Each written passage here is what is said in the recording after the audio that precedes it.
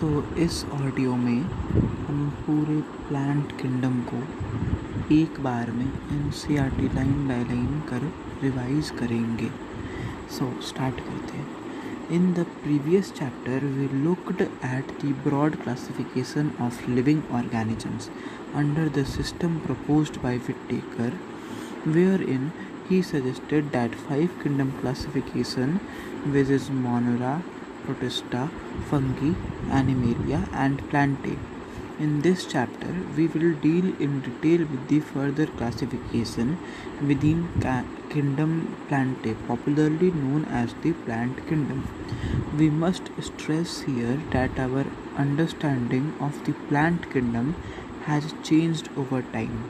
Fungi and members of the Monera and Protista have cell walls, have now been excluded from Plantae, though earlier classifications placed them in the same kingdom.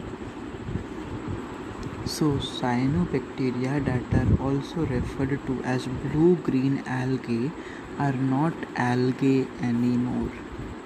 In this chapter, we will describe algae, bryophytes, pteridophytes, gymnosperm and angiosperm under Plantae. So यहाँ पर NCERT कहना ये चाह रहा है कि जो हम लोग पहले पढ़ते आ रहे थे, जो टू किंगडम क्लासिफिकेशन दिया गया था कार्लस लिनेयस के द्वारा, उसमें फंगी और मोनेरा एंड प्रोटिस्टा जिनके पास सेल वॉल होता है उन्हें टू किंगडम क्लासिफिकेशन में किंगडम प्लांटे में रखा गया था। बट अभी जो फाइव किंगडम क्लासिफिकेशन आया, सिक्स किंगडम क्लासिफिकेशन आया, उसमें उसे प्लांटे से निकाल दिया गया था।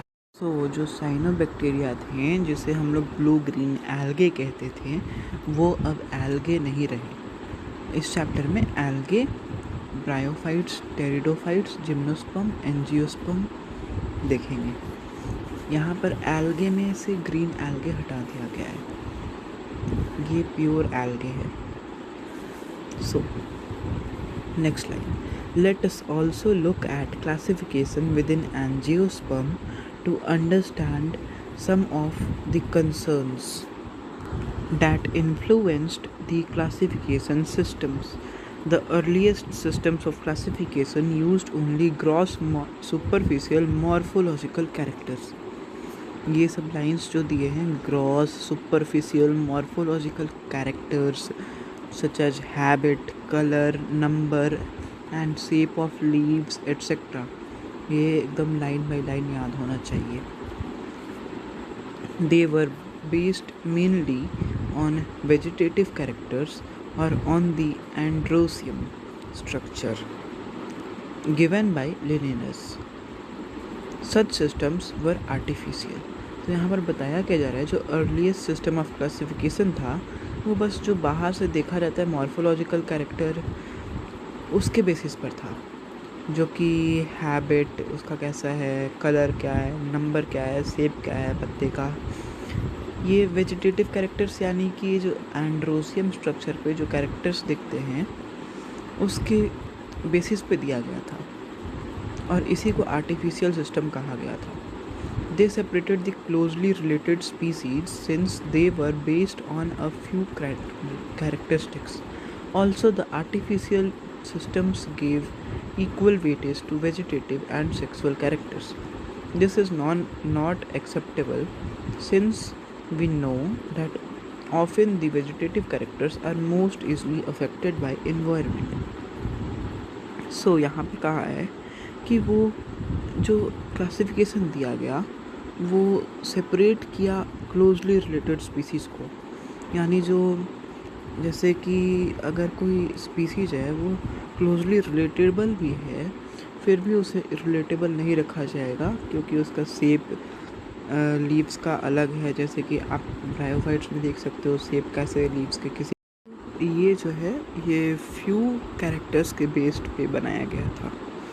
ये जो सिस्टम था ये इक्वल वेटेज दे रहा था वेजिटेटिव और सेक्सुअल कैरेक्टर्स। वेजिटेटिव यानी कि जो बॉडीली फीचर्स के कैरेक्टर्स थे, और सेक्सुअल यानी कि सेक्सुअल कैरेक्टर्स रिप्रोडक्शन में जो काम आती। दिस इज़ नॉट एक्सेप्टेबल क्योंकि ये जो वेजिटेटिव कैरेक्टर होता है, हम लोग जानते हैं कि ईजिली अफेक्ट किया जा सकता है। For example, vegetative character body अगर डैमेज हो जाए तब भी अफेक्ट हो सकता है, या स्ट्रेसफुल कंडीशन में वेजिटेटिव कैरेक्टर अलग दिखने लगेगा। सो अगेंस्ट दिस, इसके अगेंस्ट एक और न्यू सिस्टम लाया गया, natural classification systems developed which were based on natural affinities among the organism and considered not only the external feature but also internal features like ultrastructure, anatomy, embryology and phytochemistry। मतलब और detail में इसे देखा गया। ये जो lines है ये बहुत इंपॉर्टेंट लाइन्स है, इसे एकदम माइंड में रट जाओ। Such classifications for flowering plants was given by George Bentham and Joseph Dalton Hooker।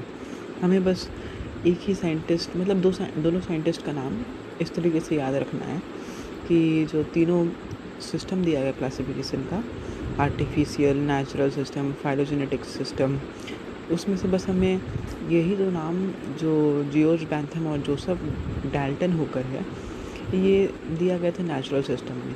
Phylogenetic के कोई नेम था ही नहीं, और जो आर्टिफिशियल सिस्टम था वो कार्लोस लिनियस और अरिस्टोटल ने मिलकर दिया था। एनसीईआरटी बस कार्लोस लिनियस का मेंशन किया है। So at present phylogenetic classification system based on evolutionary relationships between the various organisms are acceptable. This assumes that organisms belonging to same taxa have common ancestor.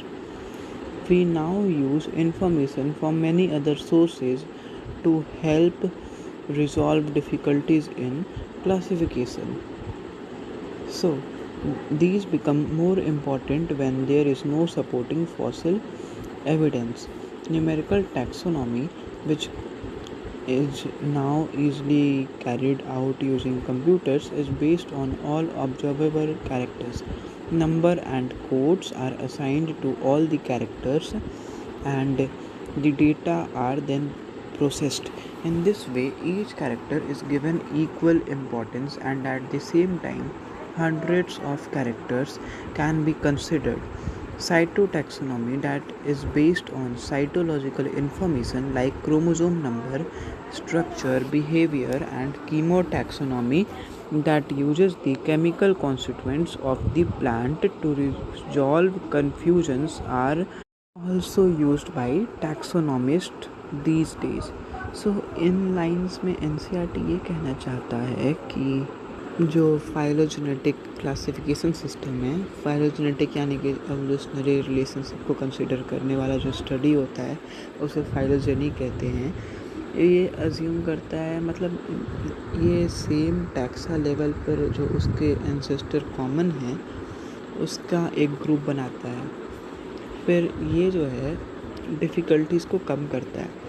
इसमें मतलब कि हमारे पास अगर कोई भी मतलब न्यू स्पीसीज़ मिलता है, उसके फॉसिल एविडेंस के ऊपर ये काम किया जाता है, उसके फॉसिल को स्टडी करा जाता है, दूसरे डिपार्टमेंट्स ऑफ बायोलॉजी से हेल्प लिया जाता है।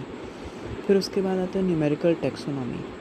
न्यूमेरिकल टैक्सोनॉमी जो होता है ये कंप्यूटर्स के द्वारा कैरी किया जाता है। कोई भी अगर कैरेक्टर है उसे नंबर दिया जाता है, और कंप्यूटर में अगर कोई स्पीसीज़ है, आपको देख रहा है वो कैरेक्टर किस किस स्पीसीज़ में प्रेजेंट है, तो उस नंबर को आप क्लिक करते हैं और उस नंबर में जितने भी स्पीसीज़ को आप मेंशन किए हैं वो वहाँ पर दिख जाता है। नंबर्स और कोड्स असाइन किया जाता है, उसके बाद उसको प्रोसेस किया जाता है। फिर उसके बाद ये बहुत सारा टाइम बचाता है। साइटोटैक्सोनॉमी जो होता है ये साइटोलॉजिकल इन्फॉर्मेशन जैसे कि chromosome number, structure, behaviour etcetera.